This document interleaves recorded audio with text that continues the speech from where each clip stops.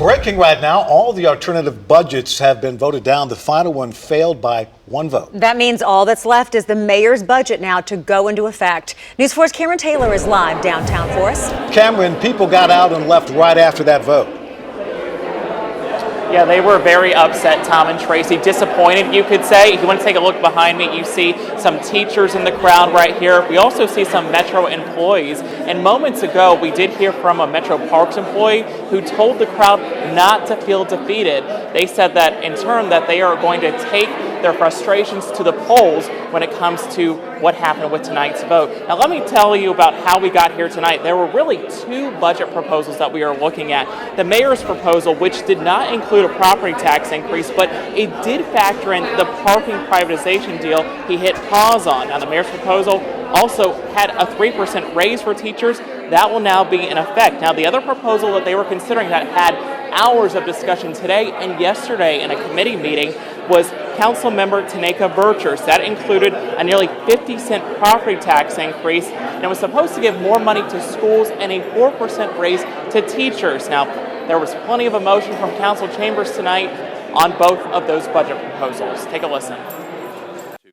Don't be afraid of a veto. Don't be afraid of it.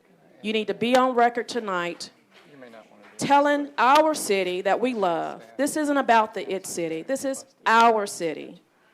Telling them that they are a priority. In my mind, it does not fulfill what we promised the employees. And for me, that's the bottom line. And again, this was a very close vote. The council members' budget proposal only needed one more vote to go into effect instead of Mayor Briley's, but since it didn't get the 21 votes needed, Mayor Briley's budget will now go into law, and that includes that 3% raise that teachers has been budgeted for teachers. Again, they were wanting 10%. The council members had 4%. Mayor Briley's has 3%, so pretty far away from what they were expecting. So again, the budget battle looks to be over at this moment. Tom, Tracy? Cameron Taylor live for us. Cameron, thank you. An update from last night. The mayor's office is keeping the privatized parking plan in this year's budget. The mayor was looking to turn thousands of parking spots over to a private company for a $34 million upfront fee plus additional revenue for the next 30 years. News 4 received a statement from the mayor's staff today saying, quote, "We fully expect the parking modernization plan to pass in 2020. Right now, the plan is on pause."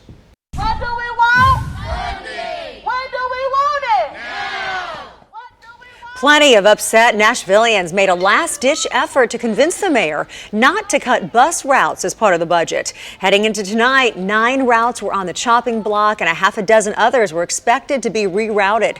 Mayor Briley says there just isn't enough money because Metro missed out on some state grants this year.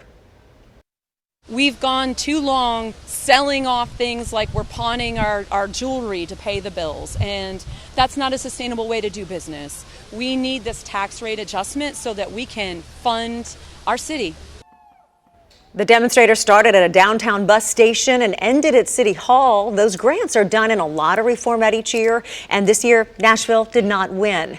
Mayor Briley promises the cut routes will not be from the most traveled areas. That meeting, by the way, still going on right now. Final budget meetings tend to run long into the night. We're going to be watching this meeting to its very end. We're going to have updates on News 4 today and, of course, on our News 4 app.